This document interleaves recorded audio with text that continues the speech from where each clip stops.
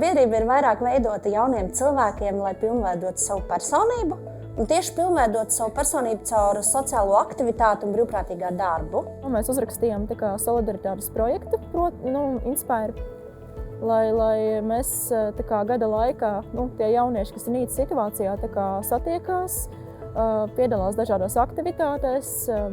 Godīgi sakot, ir tā, ka es esmu diezgan daudz uzsākusi lietas, ko es gribētu darīt, bet kaut kāda iemesla dēļ, kaut kādā posmā es apstājos, kaut kāda iekšēja iemesla dēļ un netiek uz priekšu. Un tā, šobrīd es to problēmu pa lielām esmu atrisinājusi, jo esmu ieguvusi arī profesiju beidzot un gribu turpināt iet uz priekšu. Mans vārds ir Simona. Es esmu brīvprātīgā jauniešu studijā Bambus. Protams, darbs nonāca ļoti negaidīti. Es nestrādāju, es jau tajā brīdī mēnesi nebiju bezdarbnieku statusā.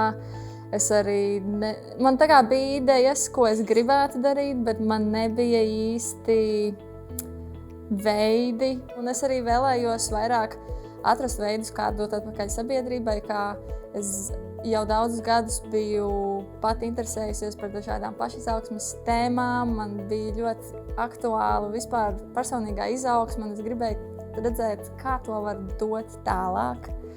Un tā es nonācu līdz solidaritātes projektam, jo man bija idejas, un Līga saveda mani kopā ar Beatrisi, kura tajā brīdī viņai bija ideja rakstīt Eiropas solidaritātes korpusu projektu. Proti un dari projektā es nokļuvu nejauši. Tajā brīdī nemācījos, nestrādāju, bija ar mazu bērnu mājās.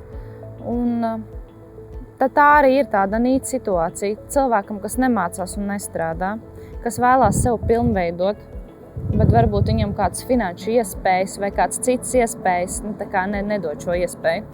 Inspire projektā mēs organizējam dažādas aktivitātes, kurās mēs viens otram nododam prasmes, zināšanas, pieredzi, paveram kaut kādas jaunas iespējas viens otram.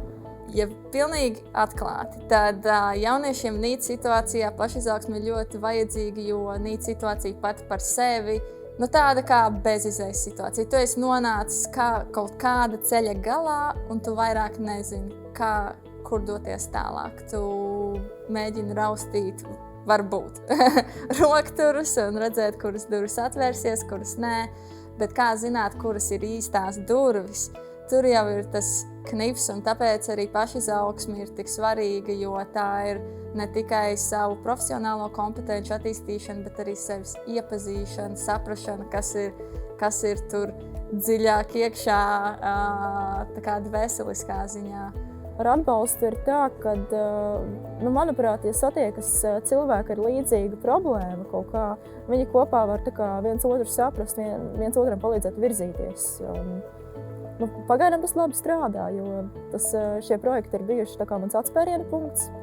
Mans uzdevums ir dot iespēju ieraudzīt resursus. Viens no šādiem resursiem ir solidaritātes korpus un solidaritātes projekti, kas, manuprāt, ir pietiekami vienkārši un arī efektīgi projekti, lai varētu jaunieši īstenot savas idejas, savas vēlmes.